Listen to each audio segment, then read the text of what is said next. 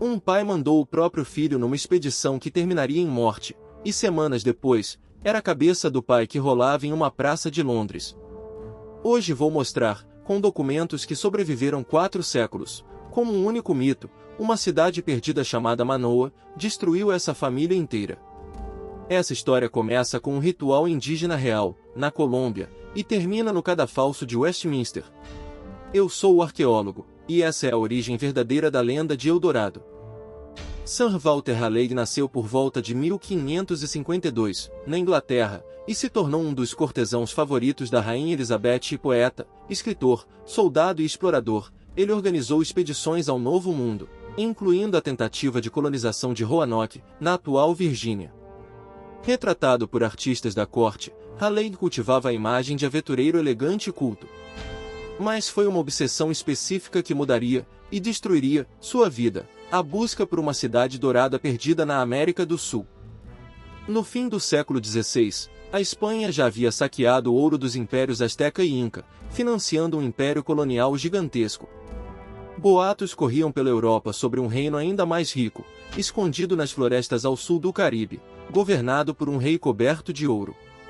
Conquistadores como Francisco Pizarro já haviam provado que fortunas reais existiam na América, então por que não existiria uma cidade inteira feita de ouro? Foi esse clima de ganância que preparou o terreno para a lenda que capturaria Raleigh. A origem real da lenda não é inglesa nem espanhola, é indígena. Entre os muiscas, povo da região da atual Bogotá, existia um ritual em que um novo cacique era coberto de pó de ouro e navegava até o centro da lagoa de Guatavita, mergulhando ali como oferenda aos deuses. Cronistas espanhóis, como o frade Pedro Simón, registraram esse costume no século XVI, chamando o líder coberto de ouro de Teodorado, o Dourado. O ritual era real. A fantasia começou quando os europeus decidiram que deveria existir uma cidade inteira feita dele. Conquistadores espanhóis liderados por Gonzalo Jiménez de Quesada invadiram o território muisca em busca desse ouro e saquearam boa parte dele. Mas o Homem Dourado já havia virado, na imaginação europeia, algo maior, uma metrópole inteira, cercada por um lago dourado, batizada de Manoa. Com o tempo, essa cidade mudou de lugar nos mapas, da Colômbia para a região da Guiana, sempre um pouco mais além. Foi exatamente essa versão já deformada da lenda que chegou aos ouvidos de Walter Raleigh. Em 1595, Raleigh capturou o governador espanhol Antônio de Berrio, que havia passado anos procurando Manoa na região do Orinoco. Berrio garantia ter informações preciosas sobre a localização da cidade dourada, e Raleigh o interrogou pessoalmente antes de seguir viagem. Esse encontro foi decisivo, alimentou a certeza do inglês de que a lendária cidade existia e estava ao alcance de quem tivesse coragem de buscá-la. A partir dali, a obsessão pessoal de Raleigh se tornaria também um projeto prometido à coroa inglesa. Ainda em 1595, Raleigh navegou o rio Orinoco acima, na atual Venezuela, em busca do caminho para Manoa. A expedição enfrentou corredeiras, doenças e floresta densa, mas não encontrou nenhuma cidade de ouro, apenas rumores, guias locais e amostras de minério sem valor comercial real. Ainda assim, Raleigh voltou à Inglaterra convencido de que estivera perto, decidido a registrar tudo o que ouvirá e vira. Esse relato se tornaria a fonte mais influente da lenda por gerações seguintes. Em 1596, Raleigh publicou The Discovery of Guyana, um livro que misturava observações reais sobre rios e povos com histórias fantásticas, como um homem sem cabeça e rosto no peito. O livro fez sucesso na Europa e continua sendo, até hoje, fonte primária estudada por historiadores em bibliotecas como a British Library. Foi esse texto, parte relato de viagem, parte propaganda, que fixou Manoa e Eldorado no imaginário europeu por mais de 2 séculos. Raleigh havia se tornado, sem saber, o principal divulgador do próprio mito que ajudara a criar. Em 1603, a rainha Elizabeth I morreu, e o novo rei, James I, via Raleigh com desconfiança. Acusado de conspirar contra o trono, Raleigh foi condenado por traição e passou os 13 anos seguintes preso na Torre de Londres. Foi lá, isolado, que escreveu grande parte de sua obra The History of the World, mas nunca abandonou o sonho da Cidade Dourada. Sua libertação, quando veio, estaria diretamente ligada à promessa de ouro que ele ainda dizia poder cumprir. Em 1616, James E. libertou Raleigh sob uma condição clara: ele deveria voltar à Guiana, encontrar a mina de ouro que prometia existir, e trazer riquezas para os cofres reais.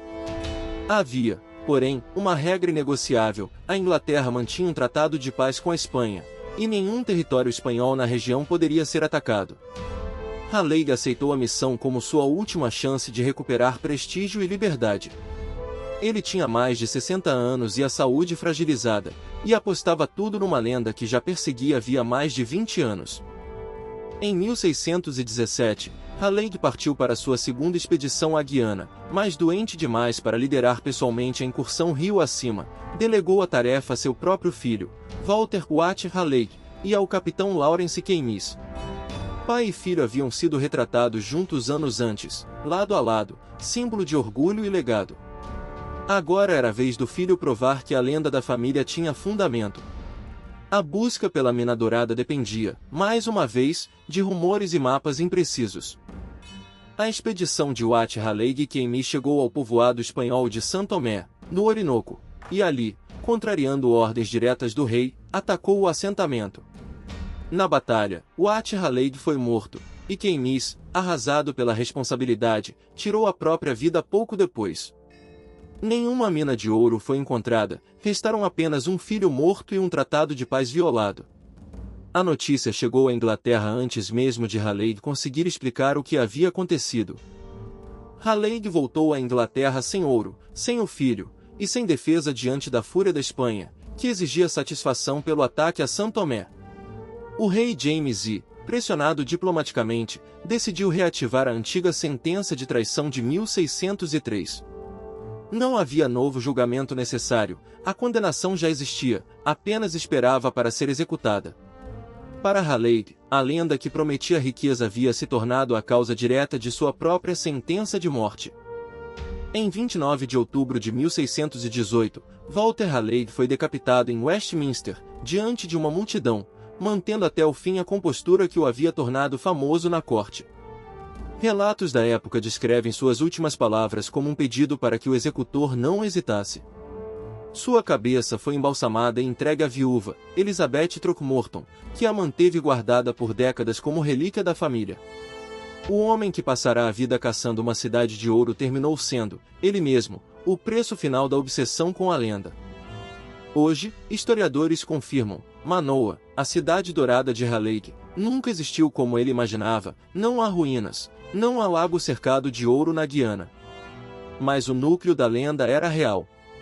Em 1856, um artefato foi encontrado numa caverna perto de Bogotá, a Balsa Muisca, uma pequena jangada de ouro que retrata o ritual do cacique coberto de pó dourado, hoje exposta no Museu do Ouro, em Bogotá.